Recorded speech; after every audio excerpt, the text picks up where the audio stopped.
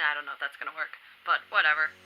If there's a slight whirring noise in the background, I apologize for that. I have my laptop stand on, which has a fan in it, and I kind of have to do that in order to power things, so I'm sorry. I'll try my best to work around it.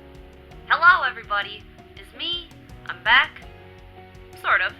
In a way. I wanted to make this video for a couple of reasons.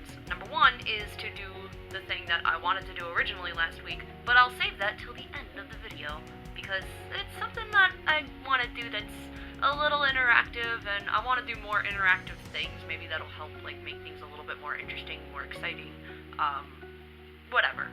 The second thing I wanted to bring up is that the holiday season is, well, I guess technically it's still going, but Hanukkah also hasn't really started, and neither has Kwanzaa, but it's all happening, like, next week, I think, and I don't know if there's anything else happening, besides maybe Yule that's happening on, Saturday with the winter solstice? I don't know. And with the holidays coming up, it's very, very, very, very, very likely that I won't be able to make total proper videos while I'm visiting my family in Massachusetts, because, well, my sister and her family will be there too, in the same place, and they are actually lodging there. So with my siblings, my parents, my brother-in-law, 2 little nephews, a dog, and a cat, and a bird, it's gonna be a chaotic house. So it's not very likely I'll get alone time. I'll try to do things. Actually, I might just bring my camera, and if I have the opportunity to make videos, then sure, I'll do a little something here and there. But otherwise, I'll probably focus mostly on, like, sharing on social media, things like that. Maybe I'll do cute little Instagram stories of, like, my sister's pets and my nephews or something. I don't know. But either way, I'll do what I can. But I wanted to give you guys the heads up just in case you're like, Laura, where are you? Are you dead? No, I'm only dead on the inside. And if any of you are visiting your family soon, I hope it goes well. I hope travels are safe. And if you're not visiting family because your family is garbage to you, I hope that you're able to find something that you can do with your time and with people that you enjoy being with, even if it's your friends or, you know, chosen family sort of thing. When they say that not all family bonds are the ones that you're born with, it's so true. Sometimes your chosen family is much, much more connected than your blood-related family. Like, that's a thing. And whatever you celebrate or don't celebrate, I hope you have a good time. Now, to the thing that I wanted to do last week, I know I'm probably building this up, and it's not really, like, that big of a deal, but it's something I kind of wanted to try, and it was based on, like, a conversation that I had with people. So I was in a group setting, and the question we were asked is, what is our go-to karaoke song? Personally, my decision, I told people that basically anything from Dr. Horrible's Sing-Along blog might be something I would go for, but honestly, there's a lot of choices I would go for. There's so many different songs I would love to sing at karaoke if I had the chance, or have the confidence to do that. Which eventually led up to, what do you think, like, your theme music would be? We were discussing, like, each other, like, what we thought, and it was, like, as a fun bit of conversation. And the interesting thing is that, that kind of reminded me of how there's typecasting in the acting industry. And from what I understand and talking to other people I know, because one thing that bothers me a little bit about the acting industry, especially with, like, the audition process, is that lots of people look the same. Like, if you notice a lot of, like, A-list celebrities, you may or may not notice that there's quite a few of them that look very much the same. Like, the same look is often chased after. I know a lot of times it seems like it's pretty people, but it's also that, like, average, everyday American look or something like that. And one person I was talking to about this mentioned that casting directors want a clean slate, and the easiest way to do that is to just look like any other person out there. Which I guess is fine, like wanting a clean slate or whatever, because you want, like, a blank canvas in a way, much like art. But that is kind of limiting with, like, when it comes to edgier characters.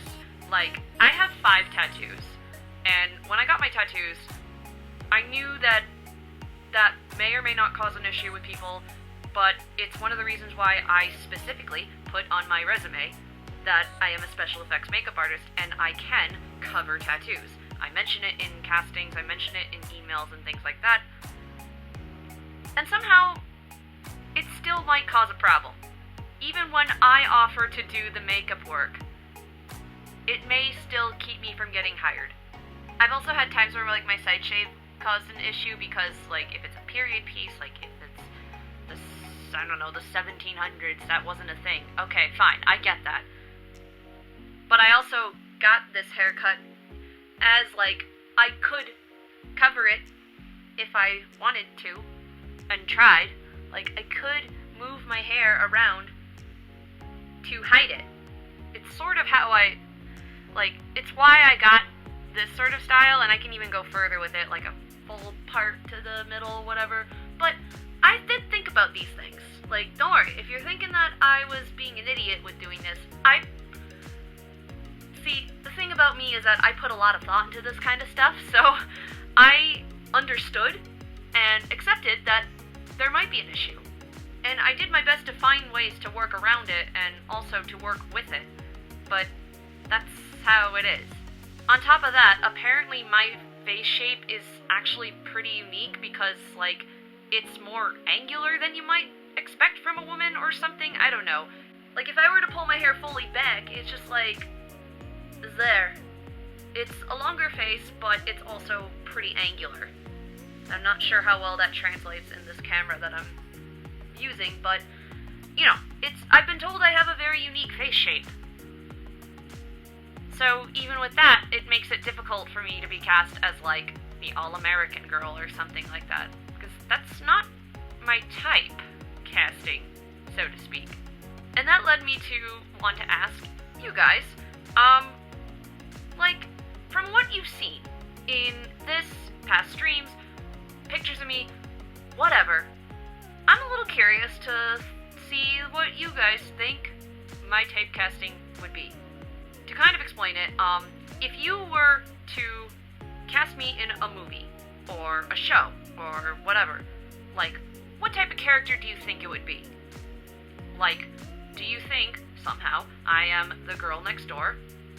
I am the sidekick?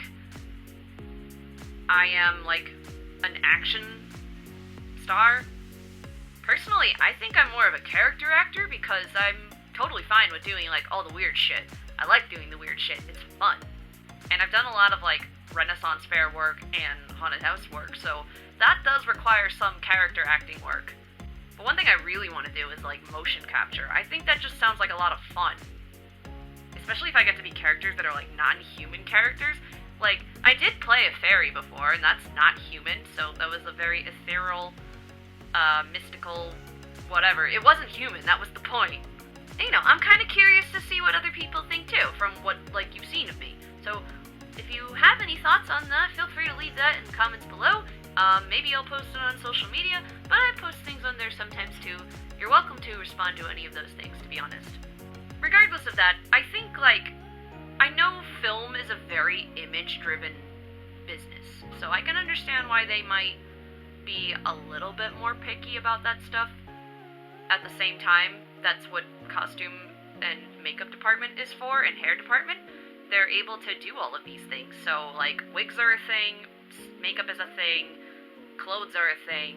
Like, if you don't have the budget to do any of those, I can understand, like, wanting to be a little bit picky, but when you're maybe something a little bit bigger that has the money to be able to compensate for that kind of stuff, I'm just saying, maybe you don't have to be so stingy about looks. I don't know. What do I know? I'm just someone trying to do my thing. And I want to be myself either way. Like, yeah, I still am an actor. I still love performing. I love it. But I don't think casting has to be so limiting sometimes. I would also like to add that, casting disabled actors, that could be a thing because we've always been around. And I say we as like, okay, you got developmental disorder going on in here, okay? In other cases, it could be, like, physically disabled actors. They do exist. And deaf actors, blind actors, visually impaired actors exist. I'm actually friends with a visually impaired actor who, like, she was in, like, a show that came out recently that actually did cast more visually impaired actors, which I think is awesome. So can we have more of that, please? It'll help us get work and things and, let us be visible. That would be great.